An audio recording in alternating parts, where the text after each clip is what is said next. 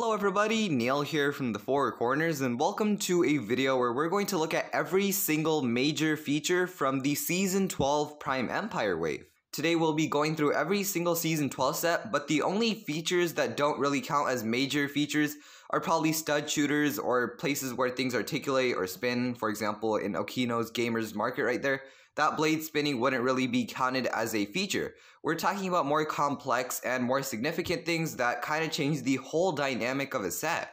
First off, we have the much loved arcade pods, and a lot of people like them because they come with 2 figures for $10, especially the avatar figure is usually the one that a lot of people are desiring these days. But what is the feature in this? Where is the actual play feature?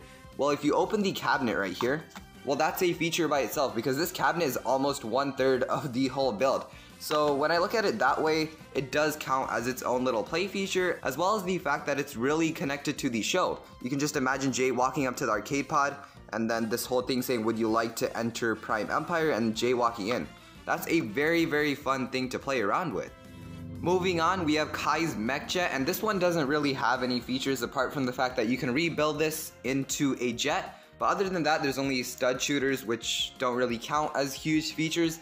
So this one isn't one for features, but yeah, it's still a pretty good set. The next biggest set after the mech jet is the Velocity Racers, but let's get this bike out. This has nothing to do with any features. Instead, we have Jay's Velocity Racer, which in general is a really interesting build because the proportions are completely new. We've never gotten a jet with such proportions. But when you do look at it closer and you put a Kitana here and twist that will put this jet into a high speed mode.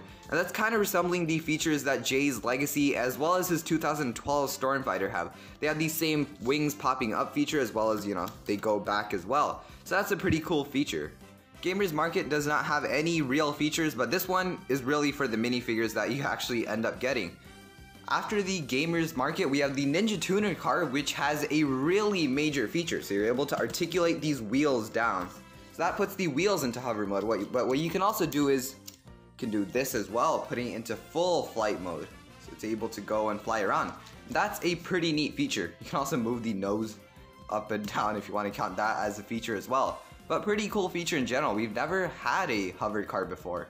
Right here we have the $50 set of the Prime Empire wave, and probably one of my favorite, Jay's Cyber Dragon. Jay is my favorite ninja, so it's natural that his Cyber Dragon would be my favorite. So if I press this button right here, I can fire off these spring-loaded missiles. Oh yeah, and a pretty unique aspect of this dragon is that it has waist articulation. The waist is able to move, making for some really cool poses. And that has to count as a feature even though it is articulation. That is pretty fantastic. Here we have the Empire Dragon, and if you're wondering why I didn't show the Empire Dragon with the rest of the $30 sets, it's because I thought it's only right to show this dragon before his own Master's Temple. So here we don't really have much features. Again, stud shooters. I don't really like stud shooters because they're boring. And there's cool blades here. These things can go up and down, but other than that, no features here. Lastly, we have the ultimate set of Season 12, the Empire Temple of Madness. And for the price of $80, this one is definitely a really good set. So let's look at the features now. This place is the Pretty Evil Sushi area, and if you twist this knob right here, those sushis will end up taking down some ninjas. And it's really cool how it ends up reloading. Let me do that again so that you can see it reloading this time. So if there was a sushi right here, that would launch and that would go into the second spot. So that's really neat how that ends up working. For the main feature, if I happen to twist this orange Kitana, that will lead to an axle all the way to the base, which in result snaps these doors open and says game over, which means bad things are gonna happen, and also reveals the main boss, Unagami. In the end, Prime Empire, the set wave by itself, is a pretty good looking wave, and there's a lot of good features in it as well. I remember LEGO Legends of Chima, and that theme probably had the best features ever. Although it did have to sacrifice a little bit for design, I think those were completely worth it. I wish one day Ninjago would also try to push itself with features and everything, because I think Ninjago needs a little bit more features. They're kind of nodding over to the display side a little bit more than the feature side. But nonetheless, awesome sets, awesome features. Thank you for watching this play feature video on Season 12, and as usual, I'll see you in the next one. Bye-bye.